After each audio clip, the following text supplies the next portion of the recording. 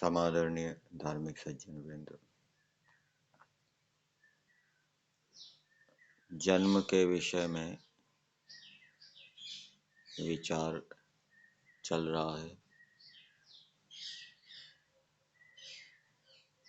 जन्म क्या होता है, जन्म किसे कहते हैं, जन्म एक होते हैं अथवा अनेक होते हैं। तो जन्म के विषय में बताया,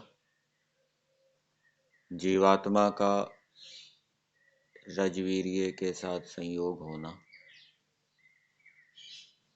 जन्म है, या जीवात्मा का शरीर के साथ संयोग होना जन्म है। रजवीर्य को शरीर कह सकते हैं क्योंकि वो शरीर का बीज है, कारण है।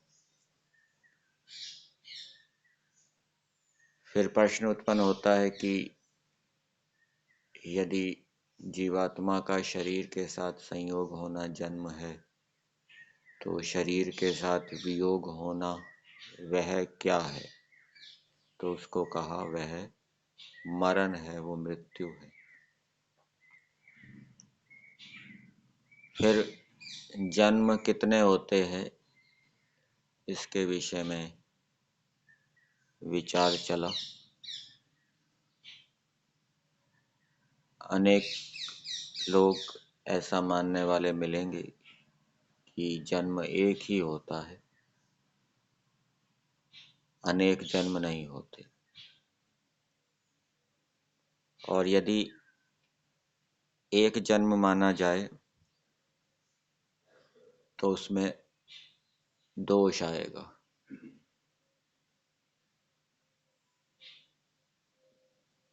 कृत हान अकृत अभ्यागम, हमने जो इस जन्म में किए कर्म हैं उनका फल नहीं मिलेगा, और कुछ फल ऐसे प्राप्त होंगे जिनका हमने कर्म किया ही नहीं। और यदि एक ही जन्म मानेंगे तो ये भी दोष आएगा कि फिर व्यक्ति धर्म कर्म की ओर कोई ध्यान नहीं देगा, बस इसी जन्म में अधिक से अधिक सांसारिक सुखों को भोगने के लिए प्रयास करेगा कि ये पहला और अंतिम जन्म है, इसलिए जितना खा पी सकते हो, मौज कर सकते हो, करो। ये विचारधारा चलेगी जो कि हानिकारक है, अकल्याणकारक है। तो सिद्धांत ये है कि जन्म अनेक हैं। इस पर एक जन्मवादी कहता है कि यदि पिछला जन्म होता या पहले जन्म होते तो उनकी स्मृति आनी चाहिए थी, उनका स्मरण तो आता नहीं, इसलिए एक ही जन्म है। तो इसका क्या समाधान किया कि पिछले जन्मों की स्मृति इसलिए नहीं आती क्योंकि पिछले जो शरीर थे, मस्तिष्क आदि थे, वो अब हमारे पास नहीं है। अब हमारे पास नया शरीर है, नया मस्तिष्क है। इस कारण से पिछले या पूर्व जन्मों की स्मृति नहीं आती। पिछले शरीर, पिछला मस्तिष्क निमित्त थे, और निमित्त हट गया तो स्मृति भी नहीं आ रही। और फिर ये भी कहा कि इस जन्म में भी हम बहुत सी बातें भूल जाते हैं। बाल्यावस्था की बहुत सी बातें हमें याद नहीं रहती, युवावस्था की बहुत सी बात याद नहीं रहती। और फिर कोई व्यक्ति भाषण दे रहा है तो भाषण देने के बाद भी उसको भाषण के सूक्ष्म जो अवयव हैं वो याद नहीं रहते। स्थूल स्थूल अवयव याद रहते हैं, स्थूल बातें याद रहती हैं। तो जब वर्तमान में ये स्थिति है तो फिर पूर्व जन्म की तो बात ही क्या कहनी।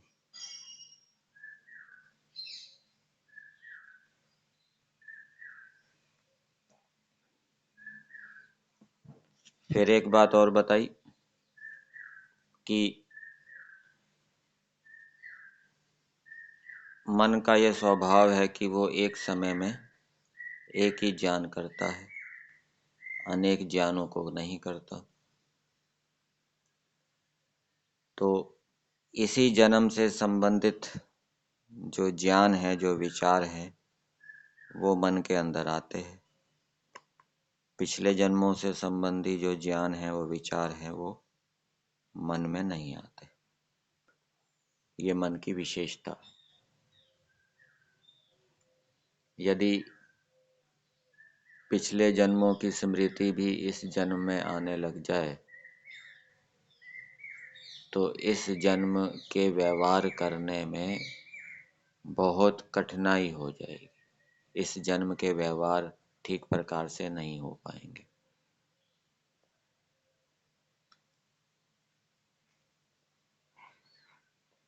फिर आगे दिया है उपदेश मंजरी पुस्तक में, षष्ठ उपदेश है। फिर देखो मन का धर्म कैसा है, इसका विचार करो। मन की विशेषताएं क्या है, मन का धर्म क्या है?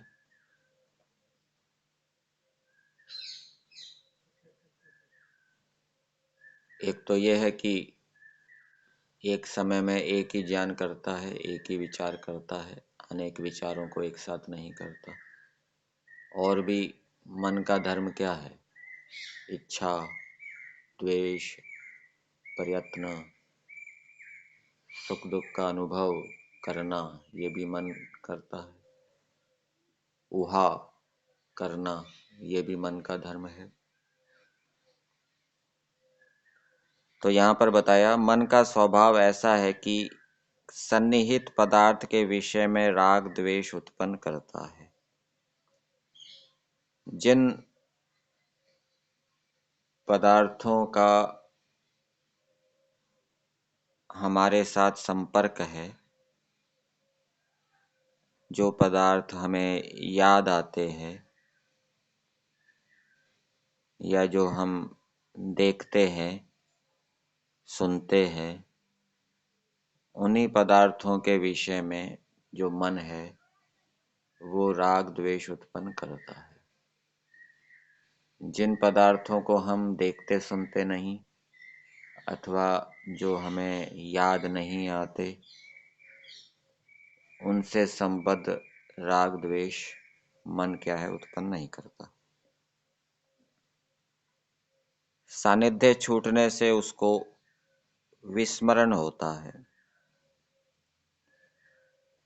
और जब संपर्क छूट जाता है किसी पदार्थ के साथ तो उसकी फिर स्मृति नहीं रहती। फिर अर्थापन ही पूर्व जन्मावस्था में दूरगत पदार्थ विषयक यदि आत्मा को विस्मरण होता है तो इसमें आश्चर्य ही क्या है, अर्थात इसमें कुछ आश्चर्य नहीं है। तो पिछले जन्म के जो पदार्थ हैं वो हमारे संपर्क में नहीं रहते, इस कारण से उनकी स्मृति नहीं आती। इस जन्म के जो पदार्थ हैं वो हमारे संपर्क में रहते हैं, इसलिए उनकी स्मृति आती है। किसी पदार्थ को पहले देखा, फिर दोबारा उस पदार्थ को देखते हैं तो याद आ जाता है कि हाँ, ये मैंने इसको पहले देखा था। लेकिन पिछले जन्म के जो पदार्थ हैं, जो व्यक्ति हैं, उनके साथ कोई संपर्क नहीं रहता, इसलिए उनकी स्मृति नहीं आती। यहाँ पर इस जन्म में जिन पदार्थों को हमने देखा सुना, तो किसी के माध्यम से हमारा उनसे संपर्क हो जाता है। कोई उनके विषय में बताता है, सुनाता है, अथवा हम पढ़ते हैं, तो फिर उनसे संबद्ध स्मृति हो जाती है। लेकिन पिछले जन्म से संबंधी पदार्थों को बताने वाला कोई है नहीं। पिछले जन्म से संबंधी पदार्थों को हम पढ़ते नहीं, सुनते नहीं, देखते नहीं, इसलिए पिछले जन्म की स्मृति नहीं आती। आगे एक दृष्टांत दिया है। पाठशाला में कुछ विद्यार्थी विद्याध्ययन करते रहते हैं। उनमें से कुछ लड़कों को अपने विषयों की समझ झट उत्पन्न हो जाती है, दूसरों को समझने में कुछ विलंब लगता है, और तीसरे को तो उसी विषय को उपस्थित करने में बड़ी ही कठिनता पड़ती है। इस प्रकार यहीं के यहीं ही उत्तम बुद्धि, मध्यम बुद्धि और अधम बुद्धि ऐसे भिन्न भिन्न प्रकार दिखते हैं। तो किसी को अपने विषय की समझ झट उत्पन्न हो जाती है। क्यों उत्पन्न हो जाती है? क्योंकि उसने अपने विषय के साथ संपर्क बनाए रखा। अध्यापक कक्षा के अंदर जिस विषय को पढ़ाएगा, वो पहले पढ़कर जाता है, विचार करता है। इस कारण कक्षा के अंदर उसको शीघ्र वो विषय समझ में आ जाता है, और फिर वो उसको याद भी रहता है। और जो पहले पढ़ के नहीं जाता, विचार करके नहीं जाता, तो उसको कक्षा में वो विषय देर से समझ आता है, पहले वाले की अपेक्षा। तो दूसरे वाले का संपर्क, सन्निधि विषय से कम रही पहले वाले की अपेक्षा। इस कारण से उसको कम समझ में आया, उसकी बुद्धि ने कम काम दिया, मध्यम बुद्धि उसकी हुई। और तीसरी अधम बुद्धि है, उसको समझने में बहुत ही कठिनाई हो रही है। दूसरे वाले को तो देर से समझ में आया, और तीसरे को तो देर से भी समझ में नहीं आ रहा, बहुत प्रयास कर रहा है। तो उसने अपने विषय के साथ इतना संपर्क नहीं किया, वो पहले पढ़ के सुन के नहीं आया, और कक्षा में भी उसने ध्यान नहीं दिया, इधर उधर मन को ले जाता रहा। तो फिर उसको समझ में कैसे आएगा? विषय के साथ उसकी सन्निधि, संपर्क रहा ही नहीं। तो फिर भला मरने के पीछे पूर्व जन्म के ज्ञान की उपस्थिति के विषय में कितनी दिक्कत होती होगी, यह सहज ही ध्यान में आ सकता है। तो पिछले जन्म की जो बातें हैं, पदार्थ हैं, व्यक्ति हैं, उनके साथ तो मन का संपर्क रहता ही नहीं, फिर वो कैसे स्मरण आ सकते हैं? इसलिए पूर्व जन्म की बातें स्मरण नहीं आती। और स्मरण न आने से पूर्व जन्म नहीं है, ऐसा नहीं कह सकते। इससे जन्म एक ही है ऐसा प्रमाण मानना, यह बिल्कुल युक्ति विरुद्ध है।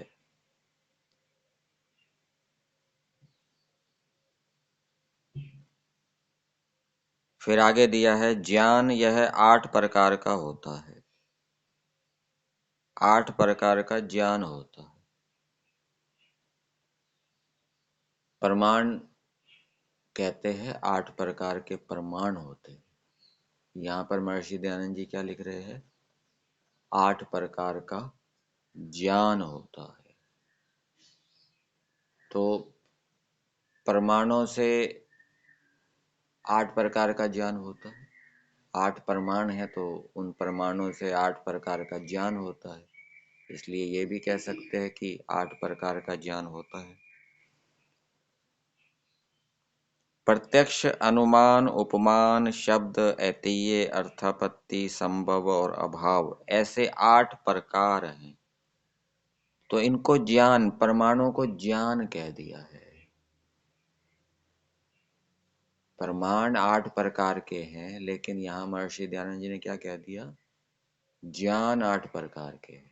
और ये प्रत्यक्ष ज्ञान, अनुमान ज्ञान, उपमान ज्ञान, इन ज्ञानों के नाम रख दिए। ये 8 प्रकार के ज्ञान हैं। यद्यपि ये परमाणु के नाम है, परमाणु के नामों को ही ज्ञान के नाम के रूप में कह दिया। फिर आगे दिया, इनमें इंद्रियार्थ सन्निकर्ष मूलक प्रत्यक्ष ज्ञान यह तो बिल्कुल ही शुद्र है। मतलब कि जो प्रत्यक्ष ज्ञान होता है वो बहुत ही शुद्र है। इसका अर्थ यह समझना चाहिए कि उसका क्षेत्र बहुत ही सीमित है, बहुत कम है। अव्यभिचारी, अव्यपदेशी और निश्चित ऐसा ज्ञान प्रत्यक्ष रूप से कभी नहीं होता। ये पूर्व जन्म के विषय में समझना चाहिए कि पूर्व जन्म का प्रत्यक्ष कभी नहीं होता। हम पूर्व जन्म को प्रत्यक्ष नहीं कर सकते, पहले के जन्मों का प्रत्यक्ष नहीं कर सकते। तो पहले के जन्मों को कैसे जानेंगे? एक साधन तो है शब्द प्रमाण, शब्द प्रमाण से हम पहले के जन्म को जानेंगे। और दूसरा अनुमान प्रमाण, उससे हम पहले के जन्मों को जानेंगे। कोई गरीब परिवार में पैदा हो रहा है, कोई धनाढ्य परिवार में पैदा हो रहा है, कोई कम बुद्धि वाला है, कोई तीव्र बुद्धि वाला है, ये बचपन से ही भेद देखा जाता है। तो इसका कोई ना कोई कारण होना चाहिए। इस जन्म में तो कोई कारण दिखाई नहीं दे रहा, तो पिछले जन्मों में ऐसे कर्म किए होंगे जिसके कारण ये भेद उत्पन्न हुआ। तो ऐसे अनुमान से हम जान सकते हैं पूर्व जन्म को, प्रत्यक्ष नहीं कर सकते।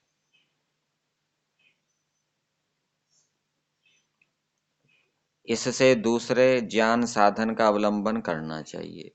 तो प्रत्यक्ष से तो हम पूर्व जन्म को जान नहीं सकते, इसलिए दूसरा जो जानने का साधन है, कौन सा?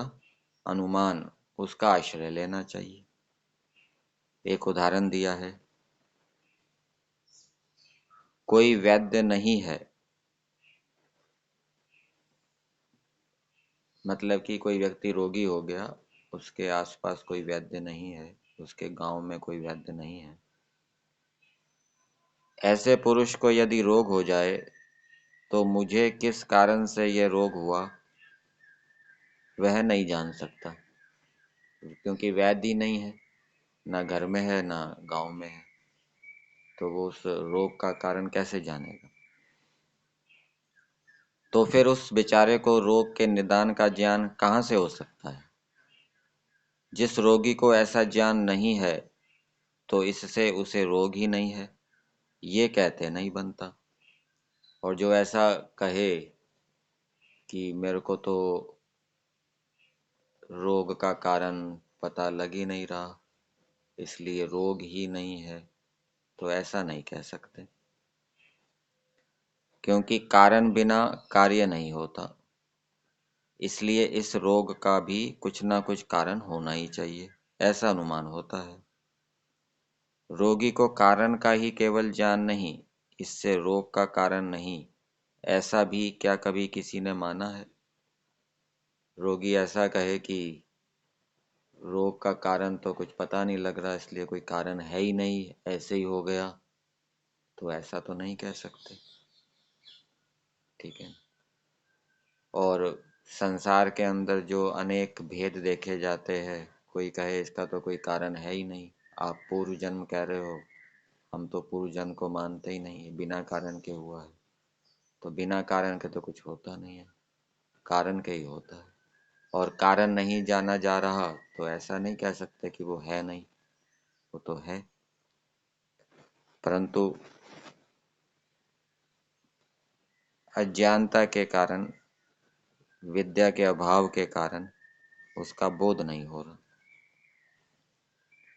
आगे रोग देखकर और उसका निदान और चिकित्सा करके अमुक अमुक कारण से ये रोग उत्पन्न हुआ है, ऐसा अनुमान प्रमाण के बल से वैद्य ठहराता है। और फिर वो किसी वैद्य के पास जाता है तो वैद्य उसको रोग का कारण बताता है, कारण जानता है, फिर उसकी चिकित्सा करता है। ठीक है ना? तो वैद्य के माध्यम से पता लग जाता है और वह बातें हमें भी स्वीकार करनी पड़ती है। और जो रोगी वैद्य के पास गया, वो जो चिकित्सा करता है उसको करनी पड़ती है, स्वीकार करनी पड़ती है, मना नहीं कर सकता। ऐसी योग्यता अनुमान प्रमाण की है। अस्तु। तो ये अनुमान प्रमाण की ये योग्यता है, ये दृष्टांत के माध्यम से जाना। तो अब पूर्व जन्म को हम अनुमान से कैसे जाने, उसके विषय में आगे बताया।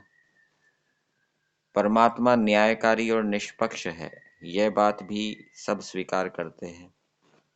ऐसे न्यायकारी परमात्मा द्वारा निर्मित संसार के लोगों की स्थिति के बीच और सुख लाभ में बड़ा ही भेद दिखता है, यह भी निर्विवाद है। तो दो बातें तो सब स्वीकार करते हैं कि परमेश्वर न्यायकारी है, पक्षपात नहीं करता। और ये भी स्वीकार करते हैं कि संसार के अंदर अनेक प्रकार का भेद भिन्नता देखी जाती है। तो इसके विषय में एक दृष्टांत देना चाहिए। देखो, एक ही माँ बाप के दो पुत्र हुए और उन्हें एक ही गुरु के पास अध्ययन के लिए रखा और उनके खाने पीने की व्यवस्था भी एक ही सी रखी। ऐसा होते हुए भी एक लड़के की धारणा शक्ति उत्तम होने से वह बड़ा विद्वान और नीतिमान होता है और दूसरा भूलने वाला मूर्ख ऐसा ही रहता है। सो बतलाओ, इसका कारण क्या है?